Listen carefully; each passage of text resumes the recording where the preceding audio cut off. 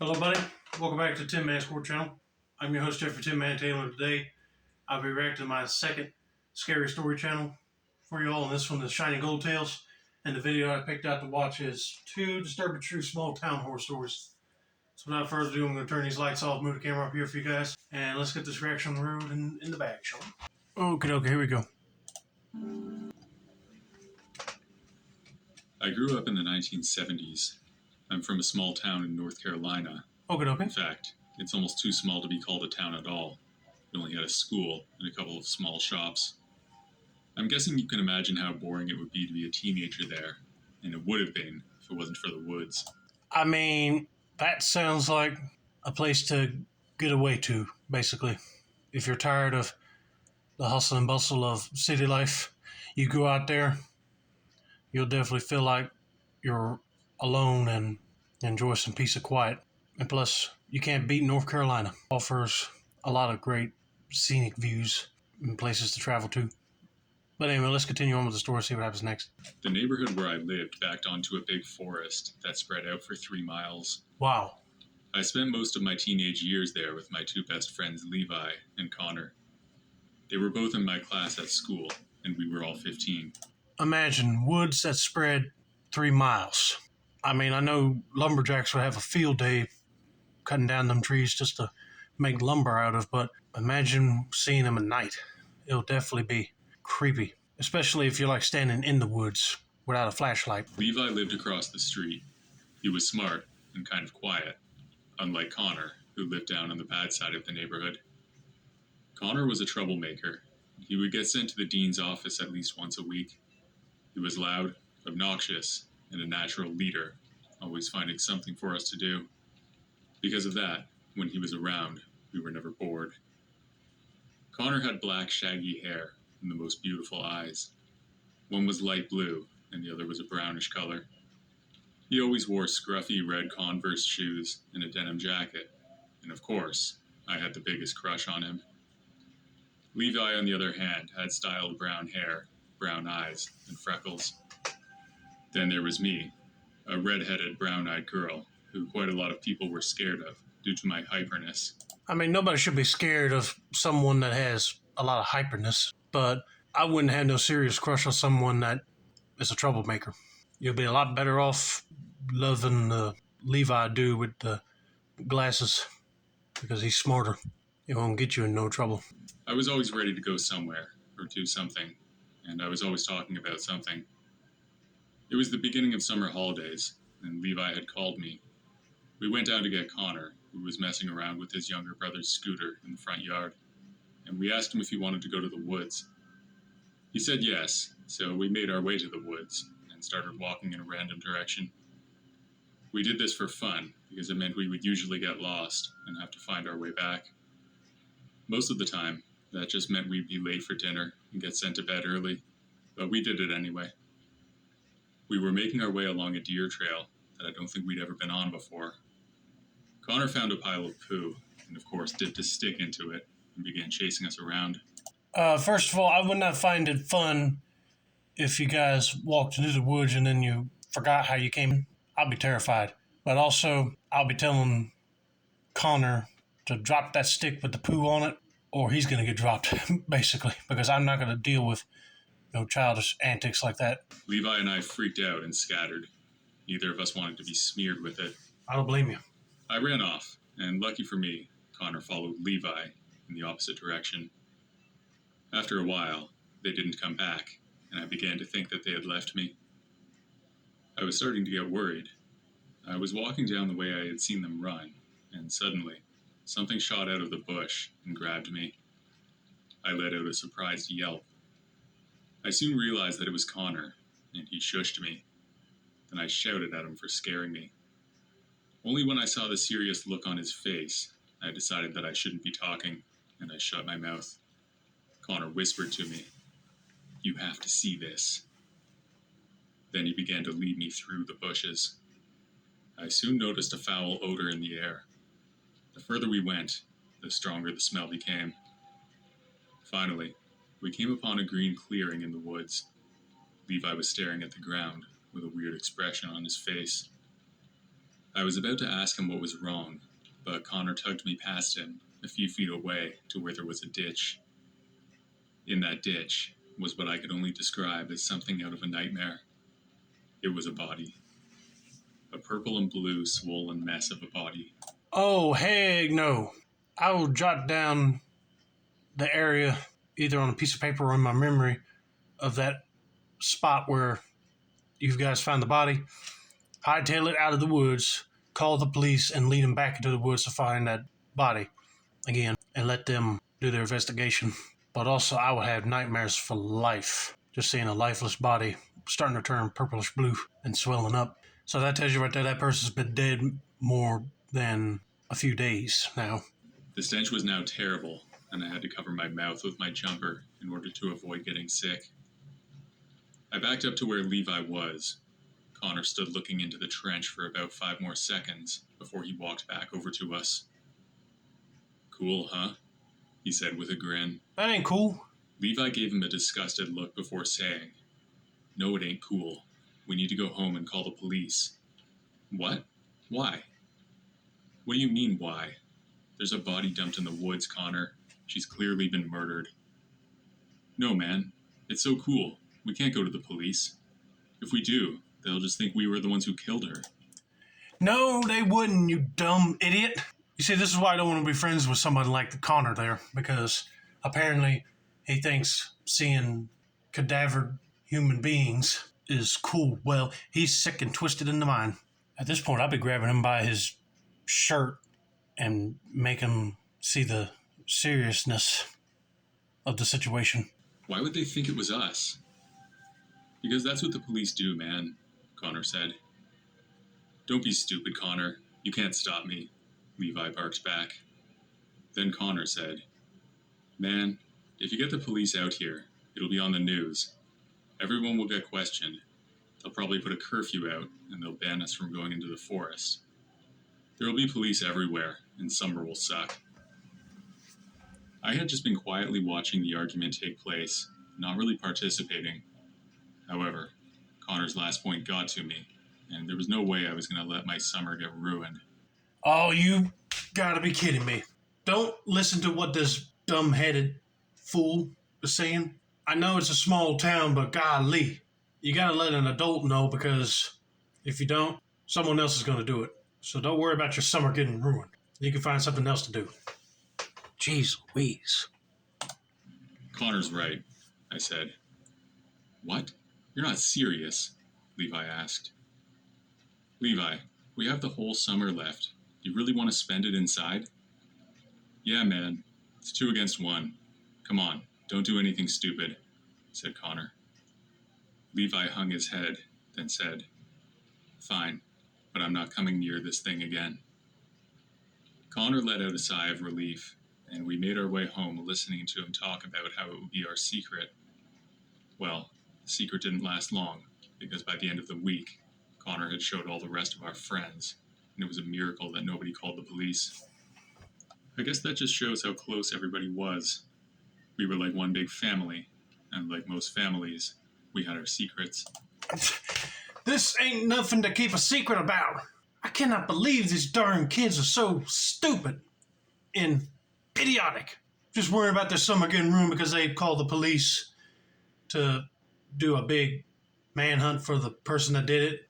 And plus, if they call them now, they probably be like scolding them about why did I call them sooner. You tell them the reason, they'll be like, "Oh, you are so stupid." I mean, Levi should have been the one to call the cops and not go with their idiotic reasoning. I'm just so disappointed at these kids right now. The body remained there for the rest of the summer. According to Connor, there were only bones left. On the last week of summer vacation, we decided to have a big camp out with all our friends.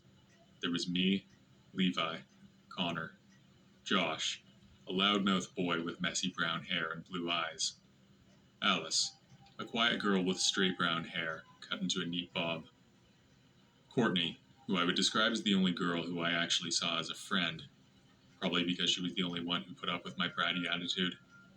She had long dark brown, almost black hair, with brown eyes and also freckles dotting her cheeks. Lastly, there was Kenny Stokes, the kid whose garden we were camping in. He had sandy blonde hair, brown eyes, and freckles. His dad owned the biggest garden, so of course we got to camp there as an added bonus. Kenny's garden backed onto the woods. Even though we had promised Kenny's mom that we wouldn't go into the woods after dark, we were planning to. Unfortunately, our plans were foiled by Mother Nature because she had decided to make it rain. So all 7 of us piled into the biggest tent, which belonged to Courtney, and we played cards for about 2 hours. After a while, the rain stopped, and Kenny suggested that we go out into the woods. Then we all argued for a while about where we should go and what we should do. So far, breaking into the school and hanging out there was winning. That wasn't until Connor said, "Why don't we go see the body?" That was it. Everyone put on their shoes and coats, and Kenny took his dollar store flashlight, and then we went off. Oh, my lord. If you said it's just a pile of bones right now, why do you want to keep going back there? Someone's gonna end up getting the police involved. I mean, this is a dead person, and you still think it's a cool thing to go over there and look at it. That ain't cool. I mean, the whole breaking into the school thing sounds illegal, but that would be less morbid than going to see a body. Connor and Kenny led the way, but Kenny's flashlight was pretty crappy, and it didn't light the way very well. I don't believe we needed it anyway, because even though I hadn't been there in weeks, it was burned into my mind how to get there. On the way, we were talking about what it would look like now, and how creepy this all was. Then the conversation took a turn that it had never taken before. We began talking about who we thought the body was, and who murdered them.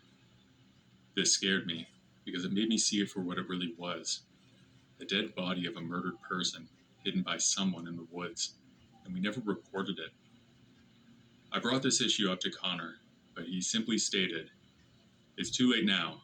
It's probably only bones left, and even if we did tell the police, we would get in trouble for holding off for so long." To this, I remained silent, and kept walking alongside Courtney and Levi, listening to Josh while he told Alice a story behind us.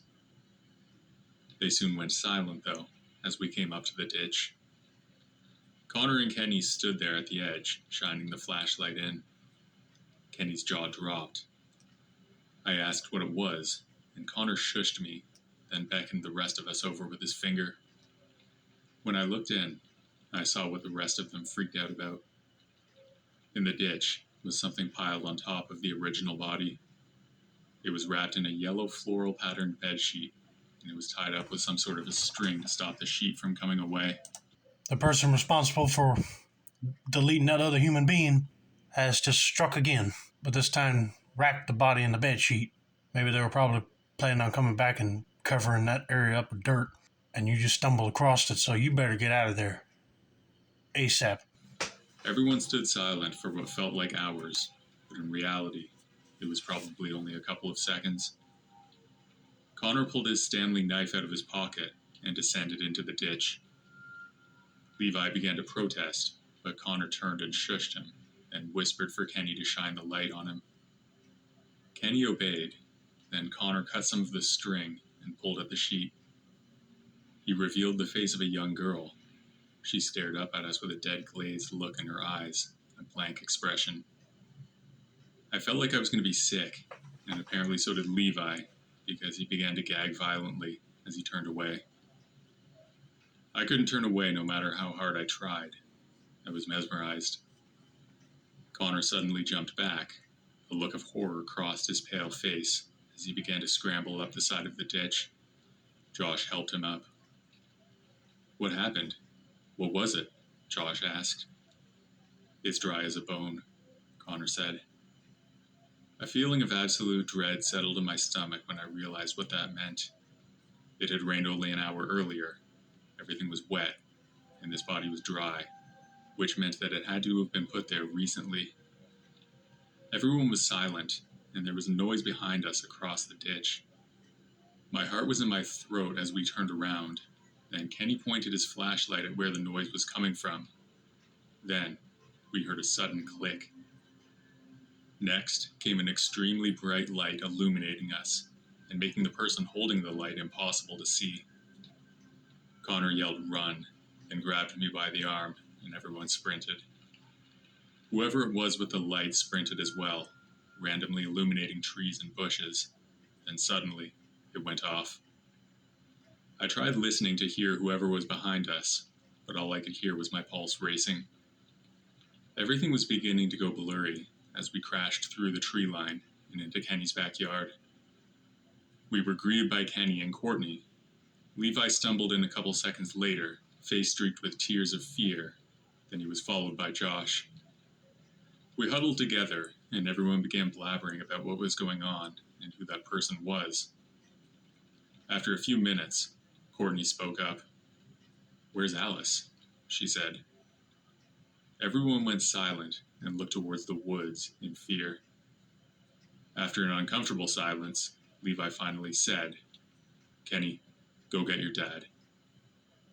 Connor looked over to glare at Levi before turning to Kenny and barked, "No, Kenny, don't get your dad.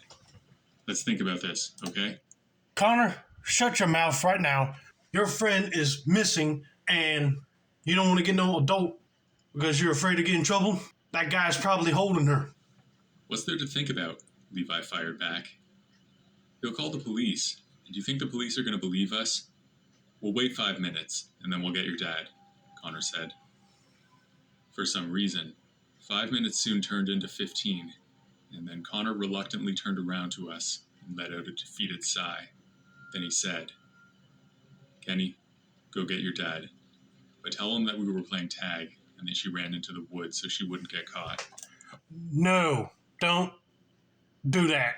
Say that a man was in the woods with a flashlight. That'd be serious enough to come out there to help look for her. "Okay." "Right," Kenny agreed. Kenny's dad was a terrifying man. He was 6 feet tall and built like a tank. He was also an ex-Marine. Kenny began pounding on his back door. This went on for about a minute before Mr. Stokes threw open the door, face red with fury. "What are you playing at, boy? It's 2 in the morning, he hollered. "Dad, Alice is in the woods." "What?" he asked. "She ran in when we were playing tag, and she hasn't come back out. I think she's lost." Mr. Stokes stared off into the woods for a bit, squinting, trying to see behind the tree line, before muttering an okay. Then he retreated into his house, only to return 5 minutes later with a big flashlight. He stomped into the woods while we all waited for about 20 minutes before he returned and said, "Fun's over, kids. Go home and get your fathers and tell them to bring flashlights." And that was it. We all went home and told our parents what was going on, and they all came over to help look for Alice. We were all told to stay at home, but I couldn't do that. I crossed the street and knocked on Levi's door. He answered, and I stepped inside. Apparently Connor had the same idea because he was sitting on the sofa in Levi's living room. "Do you think they'll find her?" I asked quietly. "Yeah, she probably just panicked and got herself lost," said Connor. "And what if he got her? What if she's dead? What are you going to do then?" said Levi, as he stood by the window looking into the dark street. "Then we keep our stories the same. She ran off into the woods and didn't come out. That's all you say," Connor said coldly. Yeah, that does sound like a cold thing to say. This is why you should not hang out with people like him. Because all of this started because you saw a dead body. And then you didn't want to call the police on that. And then you bring your friends on a little camping trip at one of your other friends' place. And then you lead them to go see the body. But then you see another one wrapped in a blanket on top of that one. And then somebody chases you out of the woods with a light. That tells you right there, that's probably the guy that deleted those people and was making sure nobody didn't say nothing. And he was able to grab on to one of your friends. Because if they find her deceased, you better start telling the truth. Or you're definitely going to be in trouble with your folks for life. Suddenly the sound of police sirens cut through the air. "Oh no," mumbled Levi as the police cars drove down the road to Kenny's house. We watched as 2 police cars pulled up, and the men got out carrying big flashlights. They walked around back into the woods. After that, Me and Connor went home, and I watched out my window as 5 more police cars appeared. My parents came home at around 6 in the morning. I asked my mother what happened, and she told me that they found a body in the woods, and it wasn't looking good. The next day, the police interviewed all of us, and we stuck to Connor's story. They didn't find Alice, and just like Connor said, there was news coverage and a ban on us going into the woods. There was also a curfew of 9 p.m., and when we went back to school, there was an assembly on safety with strangers. Alice was never found, and eventually we moved on with our lives, horrible as it sounds. I now have children of my own, and I've since lost contact with all of my childhood friends, apart from Levi, who's the father of my children. He recently told me that Kenny had just died of an overdose, and we were invited to the funeral, along with the rest of the kids I grew up with. I will not be attending the funeral. Oh man, that is traumatic. Most likely the guy got Alice and she's now deceased as well and probably put her in a different spot. And of course, if you had called the cops sooner, she wouldn't have been missing. And the body would have been found with the flesh still on it. And they probably would have identified who the victim was. But no, you had to wait until basically it turned to bones and one of your friends went missing in order to tell your folks what happened, and then they called the cops. I cannot believe you stuck with Connor's story. You should have just not listened to him at all.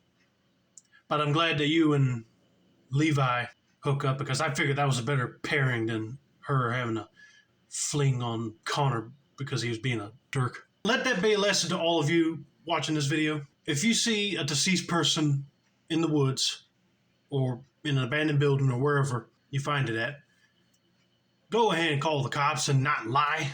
Because just like them, they were just afraid of their summer being ruined. Well, big deal. Once your friend went missing, the cops are called, your summer got ruined anyway, basically. Golly, I hate it when kids say that. All they cared about was their summer being ruined because of a dead body. So let's get to story number 2.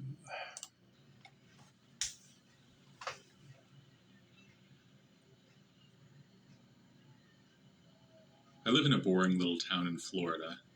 It's an uneventful place, so for fun, or maybe just out of pure boredom, my friend and I would meet up to go for late-night walks around our town. Right.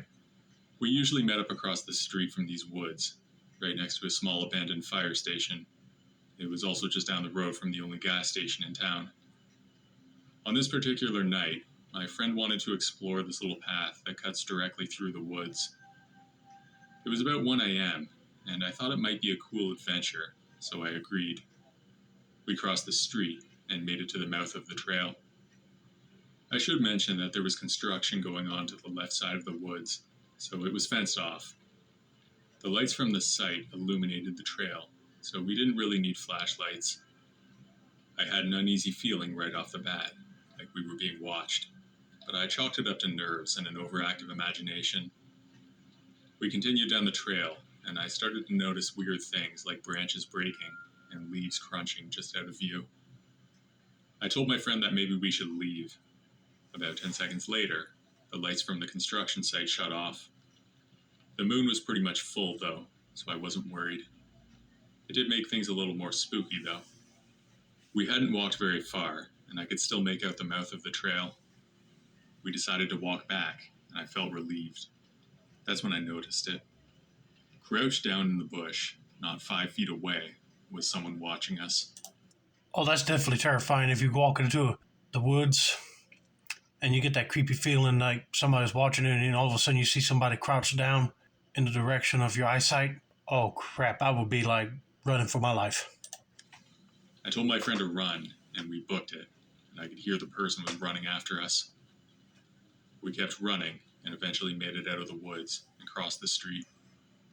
I turned to look back, and I saw him right at the mouth of the trail.